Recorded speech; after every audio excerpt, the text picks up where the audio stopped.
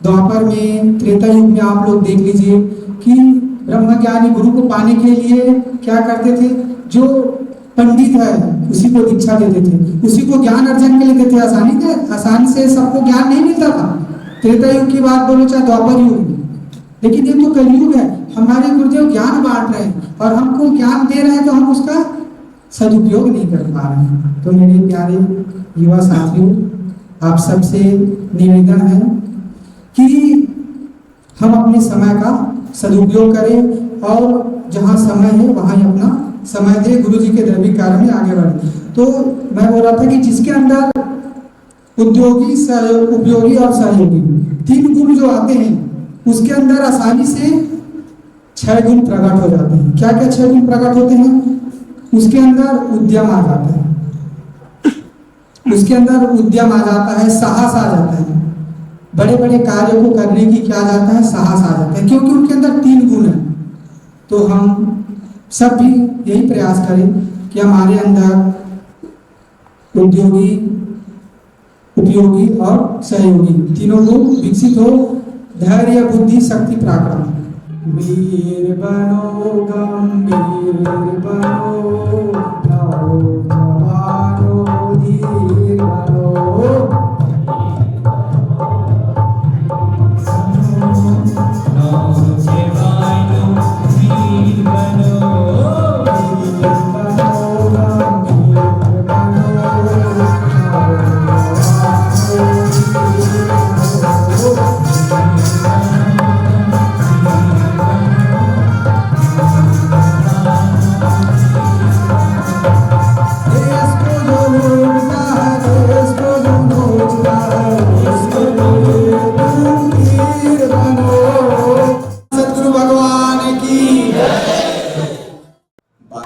से अगर कोई घर का मुखिया ना हो तो घर अस्त व्यस्त हो सकता है, लेकिन ये बापूजी की कृपा है कि बापूजी हम सबके बीच नहीं है, जेल मंदिर की लीला कर रहे हैं, लेकिन हम सब सक्रिय हैं। ऐसा दूसरा कोई संस्था होता तो वो टूट जाता है। ऐसा भैया का कहना था। अभी हम सब ब्रह्मचर्य विषय पर चर्चा करेंगे। ब्रह्मचर्य का जो विषय है ये चिंतन करने का विषय है, चिंता करने का विषय है। कई जगह इस विषय पे चर्चा होती है तो भाई चिंतित हो जाते हैं, तो इसमें चिंता नहीं करना है, चिंतन करना है। हमारे पुराने जो महापुरुष थे, कबीर जी, नानक जी, हमारे बापूजी हैं, विवेकानंद जी, ऐसे कई महापुरुष पुराने समय में हुए और आगे भी होते रहेंगे, लेकिन उनकी संख्या में अभी कमी आई है कि वर्तमान समय में ऐसा कोई विशेष नहीं होता। जैसे विवेकानंद जी का याददाश्त की कहानी हम सबको बापूजी ने बताया है कि वो पुस्तक को पेज समेत याद कर लेते थे, इतनी उनकी एकाग्रता थी। वर्तमान समय में ऐसा मिलना कोई मुश्किल है। तो इसके पीछे क्या राज है? वो राज की बात ऐसी है कि हमारे शरीर में, दिमाग में हम जब विचार करते हैं, चिंतन करते हैं, तो फास्फोरस नाम का एक तत्व होता है, वो टूटता है वैज्ञानिक विश्लेषण में, और वो टूटता है तब हम विचार कर पाते हैं, कोई कार्य कर पाते हैं। और उस फास्फोरस में होता है एक यौगिक जिसका नाम होता है लेसिथिन। तो फास्फोरस और लेसिथिन के इस युग्म से हम विचार करते हैं, कोई भी बात करते हैं, सोचते हैं। इसी लेसिथिन का अंश सब में होता है, महिलाओं में भी, पुरुषों में भी, जो शुक्राणु होते हैं। महिलाओं में रज होता है, ये उसी से मिलकर के बने रहते हैं, फास्फोरस और लेसिथिन। दिव्य प्रेरणा प्रकाश जो साहित्य उसमें पढ़ते हैं, रसाद रक्तम ततो मांसम, मांसन मेद प्रजायते, मेदस्य अस्ति ततो मज्जा, मज्जा या शुक्र संभव। रसाद रक्तम, हम जो भोजन करते हैं उसका पाचन होकर के रस से रक्त बनता है। रसाद रक्तम ततो मांसम, उसके बाद मांस बनता है। मांसम मेदः प्रजायते, मांस से मेद बनता है। मेद से अस्थि, मेद से अस्थि बनता है। मेद से अस्थि ततो मज्जा, मज्जा यहाँ शुक्र संग। अस्थि से मज्जा बनता है जो बोन में होता है, उसके बाद बनता है शुक्र, वीर, रज।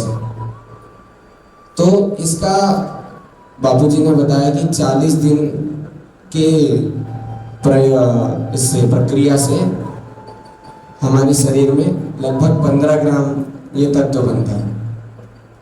तो ये सार तत्व है हमारे शरीर का। लेकिन जब ये हमारे शरीर से बाहर आता है, जो भी स्थिति परिस्थिति, तो इसको शरीर क्या करता है, पूरा करने के लिए हमारे दिमाग में जो लेसिथिन और फास्फोरस है ना, उसको खींच लेता है। पूरे शरीर के इस तत्व को खींचता है, तो हमारे अंदर विचार की कुछ न कुछ कमी आती है। विचार करने का जो सार है, जो शरीर का जो सार है, वो बाहर आएगा, तो हमारे शरीर में उसका लॉस तो हो गया। ये उदाहरण हम गन्ने से समझ सकते हैं। गन्ना हम सब देखे हैं, जब वो दुकान में लाता है दुकान वाला, तो उसमें रस पूरा भरा रहता है, तो उसमें वो अगरबत्ती घुमाता है, पूजा करता है। लेकिन जब उसमें से रस वो निचोड़ लेता है पूरा, उसके बाद उसको क्या करता है, फेंक देता है। ऐसे हमारे शरीर में भी वो तत्व ही सार है। उसके कारण वैज्ञानिक भी बताते हैं, बापूजी भी बताते हैं कि जब उसका हम संरक्षण करते हैं तो हमारे शरीर में वो विस्तृत हो जाता है, फैल जाता है और शरीर को और पुष्ट करता है। लेकिन जब उसका हम दुरुपयोग करते हैं तो गन्ने वाला हालत हम सबका भी कहीं ना कहीं होता है। और ऐसे ऐसे प्रसंग हमारे साधक भाइयों के हैं कि वो 12-12 साल 13-13 साल तक गृहस्थ में रह करके भी ब्रह्मचर्य का पालन कर पाए। पति पत्नी का व्यवहार उन्होंने 12 साल तक नहीं किया। अभी कुछ समय पहले बापूजी लाइव सत्संग में भी बताते थे कि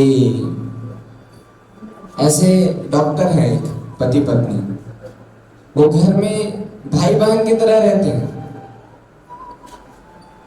वो व्यवहार करते ही नहीं, से दूर रहते हैं। ऐसे ऐसे प्रसंग हैं, इन सब से हमें प्रेरणा लेना चाहिए।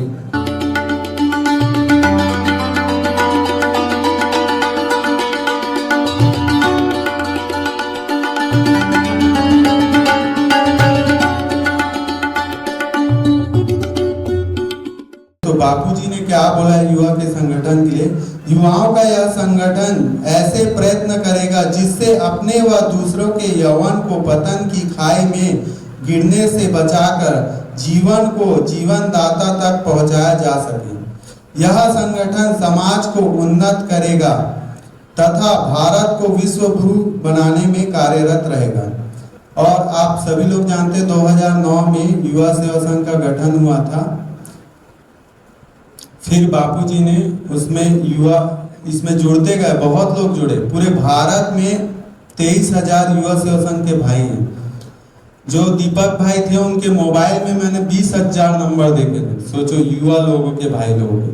तो हमारे युवा सेवा संघ के भाई कार्यरत हैं और इसी प्रकार कार्यरत रहें।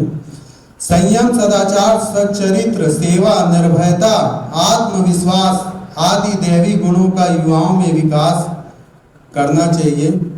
ये सब कब होगा, जब सेवा करेंगे। देखो जैसे कि हमारा जो पात्र है, हृदय में जो पात्र है, वो कब उसमें गुरु कृपा करेंगे, जब आप सेवा करेंगे तो आपका तन मन सब पवित्र होने लगेगा। तो जब ये तन मन सेवा से जब पवित्र हो जाएगा, तब उसमें आप जैसे कटोरा सीधा रहेगा तभी गुरु कृपा डाल सकता है।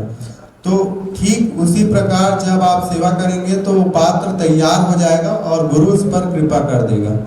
ठीक उसी प्रकार संत महापुरुषों के सत्संग एवं शास्त्रों के अध्ययन द्वारा अपना विवेक जागृत करें, मन पवित्र बनाएं, सत्य सनातन धर्म का प्रचार प्रसार भारतीय संस्कृति के बारे में लोगों तक पहुंचाएं, है ना। युवा सेवा संघ का फर्ज क्या है कि हमको पहुंचाना है, सत्य सनातन धर्म के बारे में बताना है।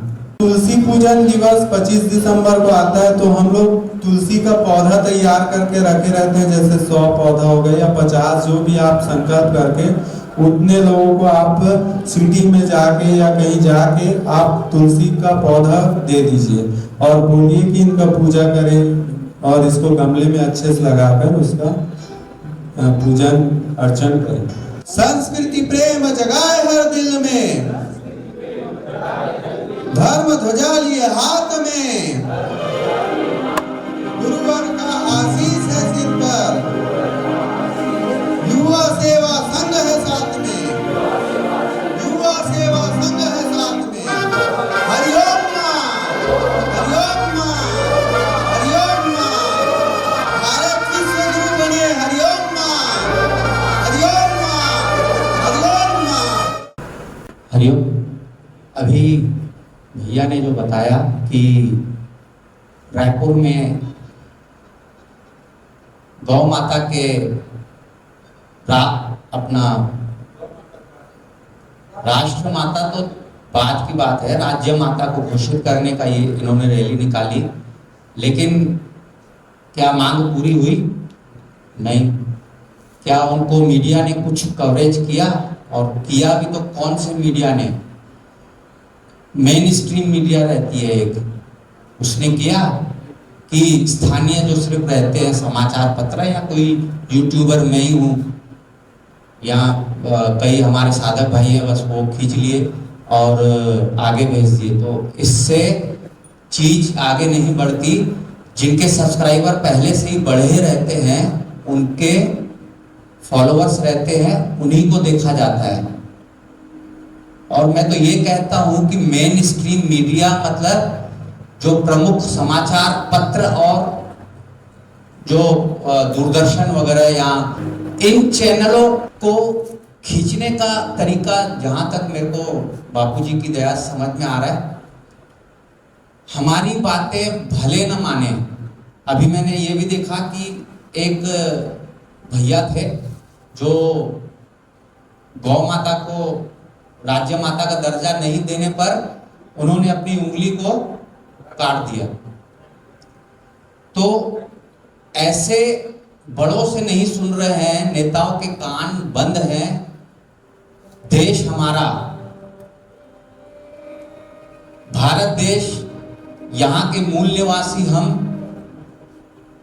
ये मांगे हम भारत में नहीं रखेंगे तो क्या अफगानिस्तान में रखेंगे या पाकिस्तान में जाके रखेंगे कि आप गाय माता को गौवध बंद करो? ये क्या हम अफगानिस्तान या पाकिस्तान में जाकर बात बोल सकते हैं क्या? मैं आपको बता रहा हूँ, मैं सिंधी हूँ। सिंधियों की हालत पाकिस्तान में, हमारे यहाँ जो कुत्ता घूमता है रोड में ना, उसकी भी अच्छी है, लेकिन सिंधी और पंजाबियों की हालत, अगर वो मुसलमान धर्म नहीं अपनाए हैं तो उनकी हालत वो राह चलते हुए आवारा कुत्ते से भी बदतर है। तो वहां पर हम जाकर कर सकते हैं? किसी अरब देश में जाकर ये मांग कर सकते हैं क्या? नहीं कर सकते। तो कहां पर कर सकते हैं? यहीं पर, हमारे देश में। बापूजी बोल चुके हैं कि हिंदुस्तान में हम बहुसंख्यक हैं इसलिए मार खा रहे हैं, और बाकी पूरे विश्व में अल्पसंख्यक है इसलिए मार खा रहे हैं। तो मार खाने का ठेका क्या सिर्फ हिंदुओं ने ले रखा है? हिंदुओं की गाय सिर्फ ऐसी है कि आओ जो आए दूह के चले जाए, खाना तो मैं खिलाऊं लेकिन आके कोई दूसरा दूह के ले जाए। ऐसा हिंदू आज भी बहुसंख्यक हैं। बापूजी हमको जो सेवा कार्य करने के लिए बोलते हैं उनमें थोड़ा सा गर्मी लाएं। ये जो भाई ने बताया, सोचना मेरा ये बापूजी की तरफ से प्रेरणा कि संस्कार केंद्र के जो बच्चे हैं या मेरे ही जो बच्चे हैं, भले बाल संस्कार नहीं जाते हैं, तो मैं उनको रायपुर में पूरे छत्तीसगढ़ के जो भी जिले हैं उनको लेकर रायपुर पहुंचे। फिर उनकी तादाद चाहे 200 हो, चाहे 100 हो, चाहे 50 हो, लेकिन मैं समझता हूं 500 से कम नहीं होगी। और उनके द्वारा जब रैली निकाली जाए, उन्हीं के द्वारा भाषण दिया जाएगा, जबकि गौ माता का वध बंद करो, बंद करो, बंद करो। जब वो बच्चे लोग ऐसा चिल्लाते हुए चलेंगे और गाय माता की जय बोलते हुए चलेंगे, तो मेरे ख्याल से जो मीडिया नहीं आना चाहती उसको भी आना पड़ जाएगा। तो मेरा एक ये विचार है आप लोगों के सामने कि यथासंभव जितना जल्दी हो सके हमको ये रायपुर में यात्रा का आयोजन करना चाहिए। अगर आप सब लोगों को ये चीज़ अच्छी लगी हो, सुझाव अच्छा लगा हो, तो बताएंगे। इसमें सब जुड़ के एक से कभी भी सेवा का विस्तार नहीं होता है। अगर मैं सोचूं कि मैं अकेला कर लूंगा सब काम, संभव ही नहीं है। मैं क्यों ना दूसरे से मदद क्यों ना लूं भाई, मेरे गुरु भाई हैं, मैं उनसे क्यों ना मदद लूं। मैं किसी के द्वारा जगा तो मैं भी तो, मेरा भी फर्ज है किसी को जगाना। हरिओम भैया, जो मुद्दा उठाए हैं वे इसमें फिर से संगठन वाली बात आ गया कि भाई हम संगठित रहेंगे तभी कोई बड़ा कदम उठा सकते हैं। जैसे गौ माता का जो यात्रा निकला था ना, उसमें संख्या बल थोड़ा कम था। यदि हम जिस ढंग से जैसे बापूजी के रिहाई के लिए अपन आंदोलन किए थे छत्तीसगढ़ लेवल पे, जैसे रायपुर में आए थे तो आप सब लोग 5000 संख्या में इकट्ठा थे, उस टाइप का कोई भव्य आंदोलन होगा ना तो बिल्कुल राज्य सरकार घोषित करेंगे, लेकिन हमको क्या है, भिड़ना पड़ेगा। तो आप सब लोग युवा भाई पहले युवा संघ को संगठित कीजिए, फिर ये भी कार्य होगा, लेकिन हमको बाल संस्कार के थ्रू यदि ऐसा कार्य करना है तो पहले गुरुजी से आज्ञा लेना पड़ेगा। ये हमारा कहने का मतलब हम लोग सबका दायित्व है कि हम गुरु आज्ञा के अनुकूल ही रहें। हमारे बीच अभिषेक भाई आए हैं, वे अपना अनुभव और सेवा के बारे में बताएंगे। मुझे आज भी याद है, आज से 10 साल 8 साल 10 साल पहले की बात होगी मेरे ख्याल से। देवेंद्र उस टाइम छोटा था और ये देवेंद्र बाल संस्कार से जो विद्यार्थी शिविर होती थी ना, राज्य स्तरीय शिविर, 7 दिन की शिविर रायपुर में आश्रम में होती थी, वहाँ आते थे। तो वहाँ पे इनसे पहली बार मुलाकात होती, तो वहाँ पे विद्यार्थी बन के आते थे शुरुआत में, ज़्यादा ही हो गया होगा, और वहाँ पे अनुष्ठान करते थे। तो देख के लगता था, पता चल जाता है देख के कि आगे चल के कुछ करेंगे। तो आज गुरु कृपा से देखिए, अभी मैंने बड़ी तारीफ की, बहुत बढ़िया, तो बोल रहे हैं समझ गए, मैंने बोला बहुत बढ़िया, गुरु जी की कृपा है, कितना बड़ा सौभाग्य है। 2 मिनट मैं चाहूँगा कि देवेंद्र भाई यहाँ पे माइक पे अपने अनुभव बताएं अपना, जो बाल संस्कार में जब वो जाते थे, शिविरों में जाते थे, तब से लेके आज तक का उनका सफ़र जो है, मैं चाहता हूँ देवेंद्र भाई को कि वो 2 मिनट अपना अनुभव बताएं, सभी सुने, बहुत अच्छा अनुभव है, इस समय प्रेरणा मिलेगी। बापूजी की ही वास्तविक कृपा है कि वो अपने साथ बना के रखे हैं, जोड़ के रखे हैं, खींच के रखे हैं। हम लोग, मैं गांव से ही हूँ, मैं बालोद जिले में एक भर्री टोला करके गांव है टोंडी ब्लॉक में। तो हुआ क्या था, वहाँ 2 भाई हैं बालोद में, मुख्य सेवाधारी, पवन भाई और चुम्मन भाई, दोनों ये हमारे गांव में ग्राम सेवक का जॉब कर रहे थे। उसमें चुम्मन भैया जो हैं वो हमारे गांव में थे और पवन भैया हमारे गांव से 11 किलोमीटर दूर एक घोटिया करके गांव है, वहाँ था। तो पवन भैया को उस समय घर नहीं मिल रहा था रहने के लिए, वो अरेंज नहीं कर पाए थे। तो चुम्मन भैया क्या किए थे, मेरे साथ ही रह लो भरी टोला में, भरी टोला में साथ में रहते थे। और पवन भैया उनका जो क्वार्टर था वहाँ वो बाल संस्कार केंद्र खोले और उस बाल संस्कार केंद्र में पहले मेरी दीदी जाती थी और उनका केंद्र लगभग 6-7 महीने या 1 साल चल गया था। उसके बाद मेरे को जाने का अवसर मिला। तो उस केंद्र में हम लोगों को भैया बापूजी का सत्संग जो बापूजी बाल संस्कार केंद्र में प्रयोग बताते वो सब बता देते। तो हम लोग जाते थे। एक दिन ऐसा था कि भैया लोगों को कहीं जाना था, तो वो लोग अपना माला कर रहे थे, माला करने के लिए बैठे थे और हम उस समय दीक्षित नहीं थे हम लोग, तो हम लोग भी ऐसे पीछे में बैठे। तो भैया जब माला कर रहे थे तो मेरे को पता नहीं अचानक से मन में हुआ कि मेरे को भी माला चाहिए। और बापूजी के श्री चित्र के सामने मैं रोने लग गया। मेरे को भी माला, मेरे को भी नियम करना। तो उस समय से फिर मैं सौभाग्य था कि भैया लोगों से ही जुड़ा रहा। जब भी वो लोग जहाँ भी जाते थे तो मैं उनके साथ जाता था, उनके घर के काम में भी, ड्यूटी में भी, सेवा में भी उनके साथ जुड़ा रहा। और उन्होंने ही जब बापूजी 2011 या 11 में है यहाँ दुर्ग आए थे, 14 फरवरी को मातृपितृ पूजन दिवस के दिन ही उनका सत्संग था। तो वहाँ भैया लोगों ने दीक्षा दिलवाई और मेरा आसन वाला मेरे को आज भी याद है। एक हमारे बालोद के नाड़ी वैद्य हैं पुरुषोत्तम सिंह राजपूत जी, उन्होंने खरीद के दिया था आसन माला। और जो चुम्बन भैया है उनको मैं जब बाल संस्कार केंद्र स्टॉल लगा था वहाँ बापूजी का एक जो पुराना वाला श्री चित्र है वो देखा, तो उनको बोला ये वाला श्री चित्र मेरे को चाहिए। तो चुम्बन भैया वो श्री चित्र मेरे को खरीद के दिए और वो श्री चित्र आज भी मेरे घर में।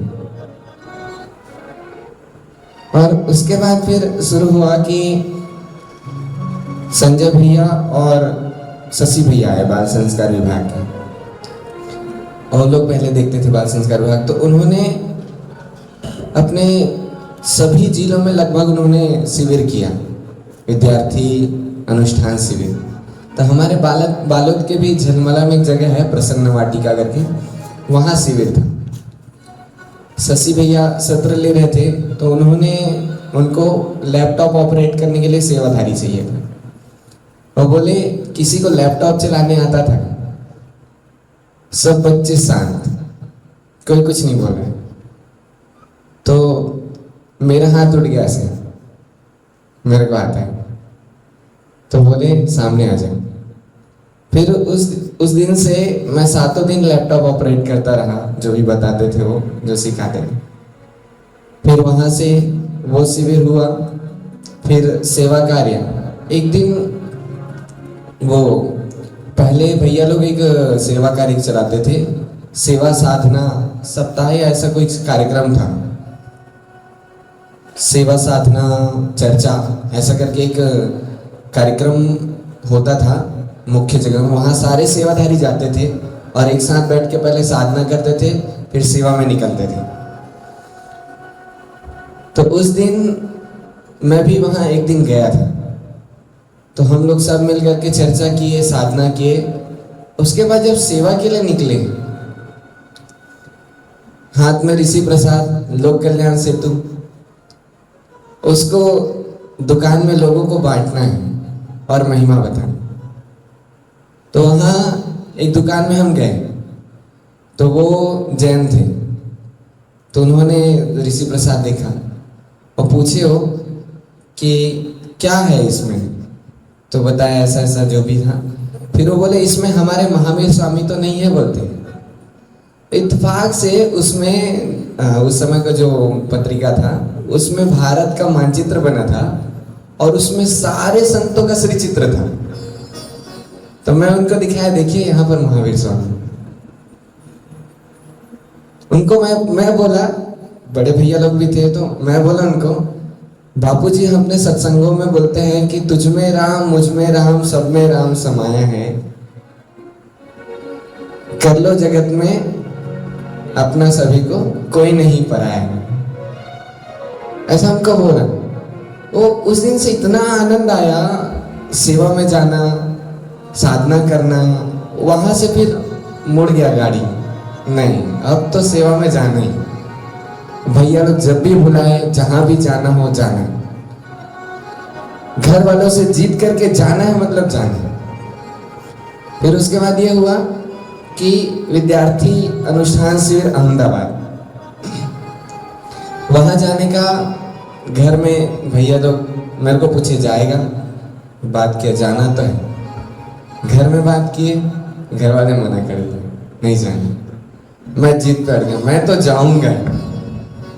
हाँ, पवन भैया चुमन भैया लोग उस समय गए, उनके साथ मैं भी चला गया जिद करके। तो वहाँ फिर अहमदाबाद का माहौल तो बहुत अच्छा, आप सबको पता है कैसा रहता है वहाँ। 7 दिन अनुष्ठान में भी बहुत आनंद, मौन, पहले दिन तो मौन नहीं रख पाए, दूसरे दिन मौन। फिर रेखा दीदी का सत्संग, उसमें दीदी बताए कि खीर और रोटी में अगर अनुष्ठान करें तो ज़्यादा फायदा है। उस दिन से फिर खीर रोटी में अनुष्ठान वो किए। और अनुष्ठान का नियम तो करते थे, लेकिन शाम को जब हम लोगों को भूख लगता था तो जो घर से लेके जाते थे वो भी खा लेते थे, लेकिन अनुष्ठान करते थे।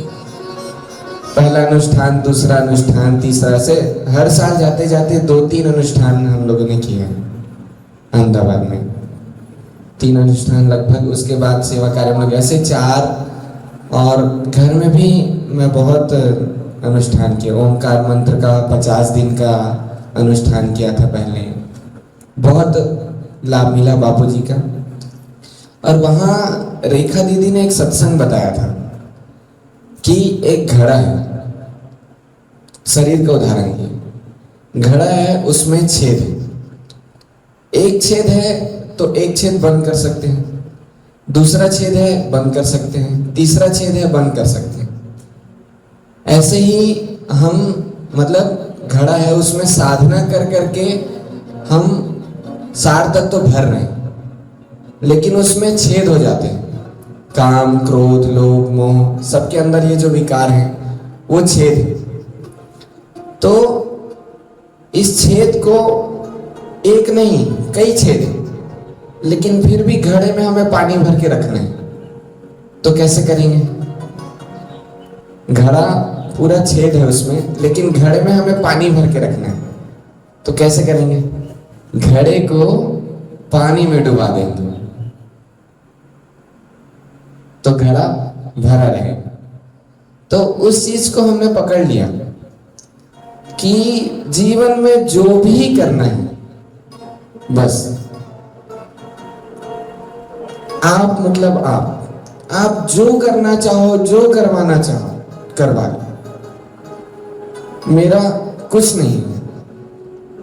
जहां ले जाना चाहो आप ले जाओ, ले लो,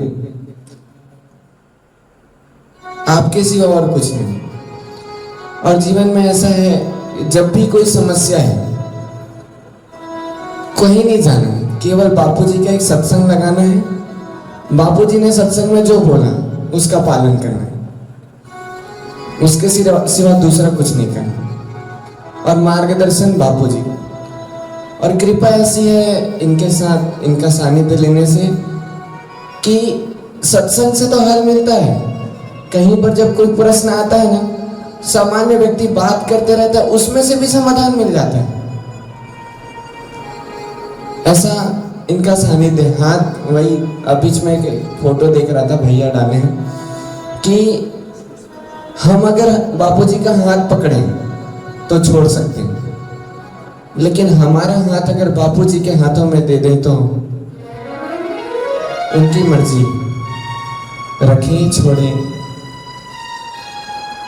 तो जो भी है बापूजी की कृपा से है और उनका ही सानिध्य है। भैया अभी आपको बताया भी, मैं यहाँ से उतरा तो पूछे क्या बात है, मैं बोला इन्हीं की बात है इनके सिवा और कुछ नहीं है। ठीक है, सबको हरिओम। कोई कपड़ों की जिद करता है, कोई खाने की जिद करता है, कोई घूमने की जिद करता है, और कोई शादी विवाह की जिद करता है। धनभागी है वो बापू के बच्चे जो शिविरों के लिए जिद करते हैं, अनुष्ठान के लिए जिद करते हैं। अब चिंता मत करना, अब जो ग्रहण का काल था ना हमारा, अब वो जा रहा है, धीरे धीरे जा रहा है। अब ये संकोच मत करना कि मैं समाज में उतरूंगा तो बापू के नाम से मुझे लोग क्या कहेंगे। गया समय, अब वो समय आएगा जो बापू का नाम लेके लोग आपके बगल में खड़े होंगे कि हम लोग बापू वाले हैं। भले वो ना जुड़ा हो लेकिन बोलेगा कि हम भी बापू वाले हैं, तो चिंता मत कर, हम भी तेरे साथ हैं। आएगा समय और दम हम के साथ हम भी लगेंगे।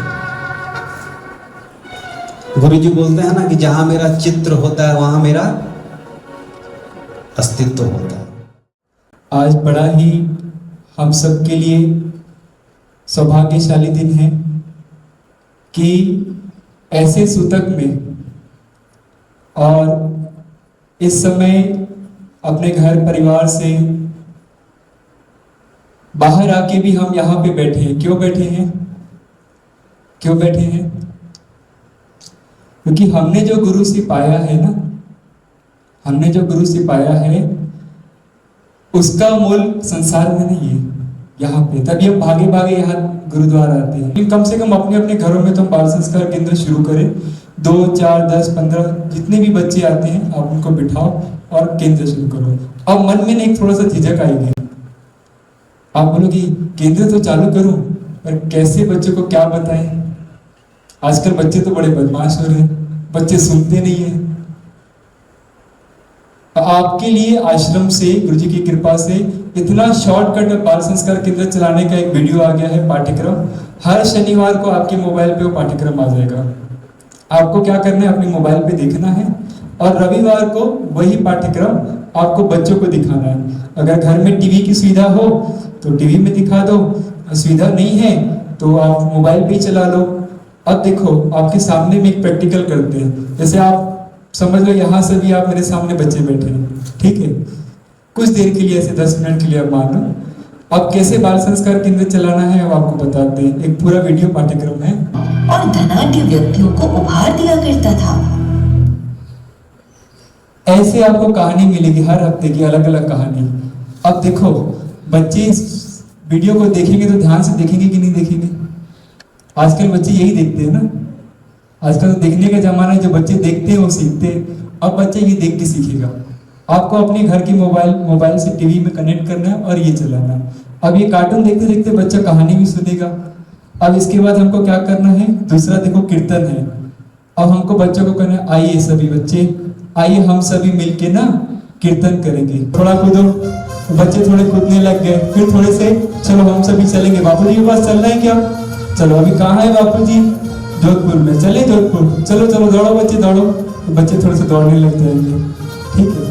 फिर ये होने के बाद क्या करना है, फिर बच्चों को बोलो चलो अब सभी अपने अपने स्थान पे बैठ जाओ। अब बच्चे बैठ गए। अब क्या करना है, बच्चों को ओमकार का गुंजन कराना है, ठीक है। आइए हम सभी बच्चे ओमकार का गुंजन करेंगे। थोड़ा सा मन को शांत करो। पहली उंगली अंगूठे के नीचे, तीनों उंगली सीधी, कमर सीधी करो। हमको ना देखो बापू जी के साथ हम ओमकार का गुंजन करेंगे। सभी गहरा श्वास लो।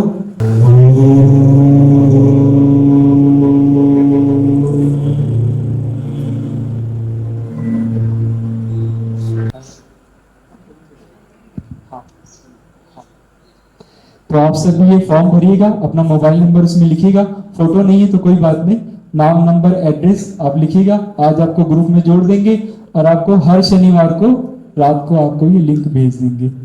जो भी सेवा हमको मिलती है वो बड़े भाग्यवान को मिलते हैं और किस्मत वाले ही उस सेवा को अंगीकार करते हैं और उस सेवा को आगे बढ़ाते हैं। तो यहाँ से हम सबको बड़ी खुशी हो रही है, आनंदित हो रही। हम बहुत दिनों से बोल रहे थे कि हमारे बिलासपुर आश्रम में तो पहले हम यहाँ सेवा, ऐसे तो सन 1998 से बाल संस्कार की शिविर शिक्षक हमें बनाया गया है और 98 से देखो और अभी है ना 27 साल हो गए हैं। और इतने लंबे समय से उस समय की स्थिति कुछ और थी। उसमें ना तो फोन का उस समय जमाना था, बस मजीरा और ढोलक अपने पास रहता था और कहीं भी जाते थे और बाल संस्कार चालू कर देते थे। तो उस समय का बाल उस समय लोग बैठते भी थे हम सभी के बीच में जिन लोगों का मैं नाम पुकार रहा हूँ कृपया खड़े हो जाएंगे। देव जुरियानी, हमारे साधक भाई देव जुरियानी, अजय साहू, निकेश साहू, आशीष यादव, खड़े हो जाएंगे। सेवा के लिए तत्पर रहे हमेशा, और जो भी सेवा में लगे कि हाँ हम कहीं पिछड़ रहे तो हम लोग आपके साथ बिल्कुल साथ रहेंगे। बिल्कुल ऐसा कभी कमी महसूस नहीं होगी आपको। जो भी हमारे भाई लोग अभी बने हैं उनको मैं तत्परता से सेवा में बिल्कुल तन मन धन से सहयोग करूँगा उनको।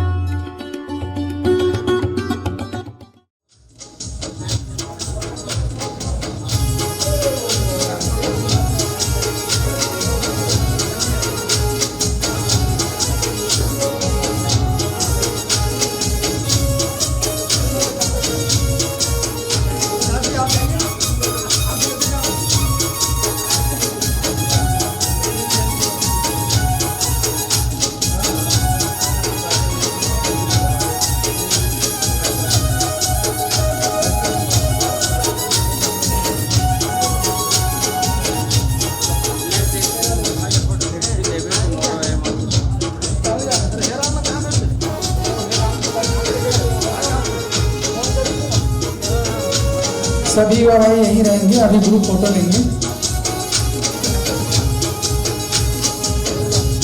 सभी युवा भाइयों को साधुवाद है। आज क्या शिविर में सब आगे बढ़े, आप सबको बहुत बहुत बधाई हो।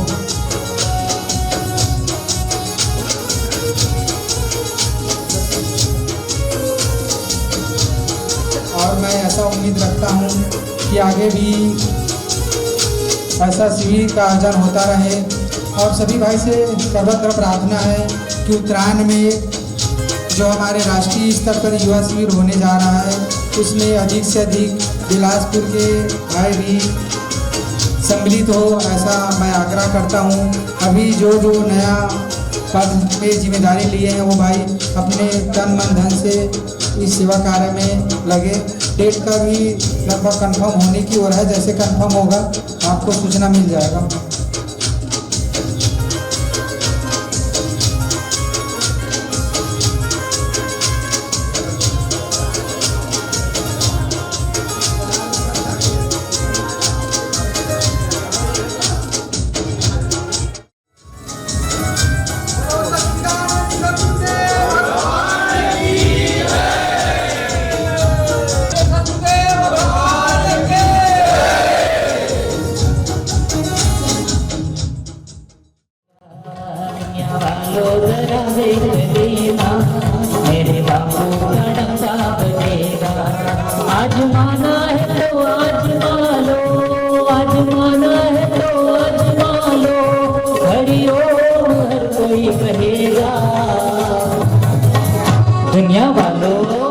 दुनिया वालों जरा देख लेना, मेरे बापू का डंडा बजेगा।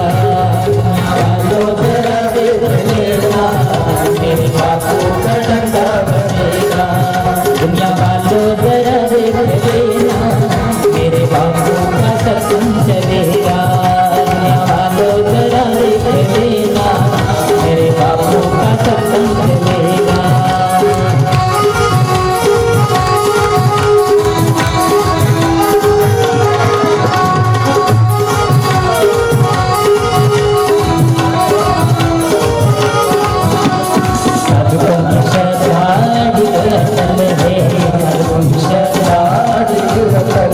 चाहे कितनी भी आंधी तूफान, चाहे कितनी भी आंधी तूफान, साधकों की श्रद्धा अडिग अटल है। साधकों की श्रद्धा अडिग अटल है। चाहे कितनी भी आंधी तूफान, चाहे कितनी भी आंधी तूफान, सब मिलता है इनके द्वार पे, सब मिलता है इनके द्वार पे। कोई कैसे इनसे भी जुड़ेगा। दुनिया वालों जरा देख लेना, मेरे बापू का डंडा बजेगा। दुनिया वालों जरा